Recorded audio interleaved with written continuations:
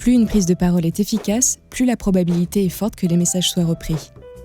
Il est donc important d'analyser une interview afin d'apporter un retour au porte-parole sur sa prestation et de lui permettre de progresser.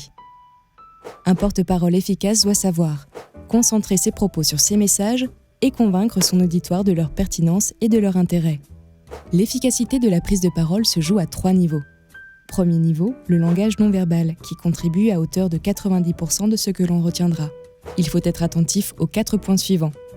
Une tenue adaptée, une attitude ouverte et empathique via son regard et sa gestuelle, une posture physique stable et sereine, un débit de parole rythmé et engagé.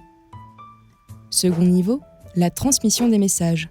Plus un message a été répété, plus il a de chances d'être retenu. Votre auditoire ne retient que 10 à 20% de vos paroles.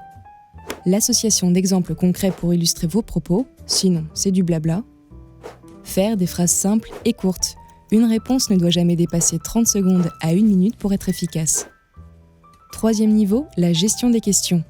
L'interview s'apparente à une partie de ping-pong.